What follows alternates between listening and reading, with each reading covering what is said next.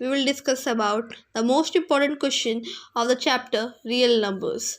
It's the most important question because it had come in the 2016, 17, 18, 19 in set 3. So the most important question is the prove that root 2 is irrational. It can be converted into many ways.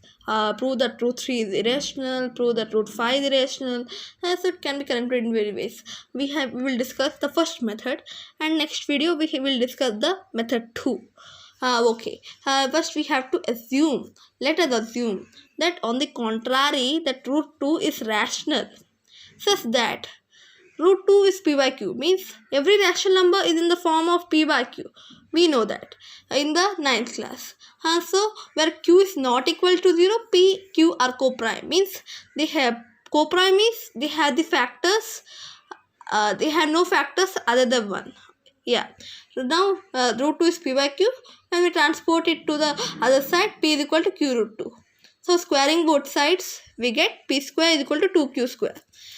So p square by 2 is equal to q square. So 2 divides p square, means 2 is a common factor of p square because there is a factor, there is a quotient here, q square. So the 2 divides p by the theorem in our maths textbook, in the class 10 maths textbook. We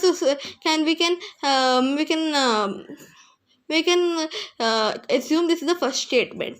So p is equal to 2p1, where p1 is the quotient. We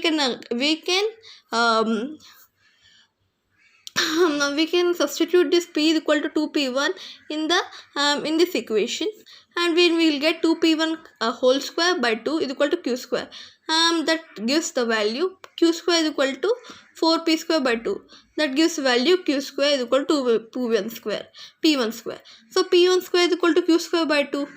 So the implies 2 divides q square in the same way. That implies the 2 divides q, means when we divide 10 square by 2, 10 square by 2 means 100 by 2 is 50. 10 by 2 is also divided, it's 5. So this is also the same statement. So from 1 to statement we get 2 is a common factor of both p and q, means they are not co-prime. This is a contradiction. So 2 is a common factor of both p and q. This contradicts that p and q are co-prime. So from this statement 3 we will get root 2 is rational. This contradiction has arisen because of our assumption that root 2 is rational. So this assumption is wrong. So this root 2 is irrational. So this is the most important question. You have to practice minimum 5 times before the 10th board exam.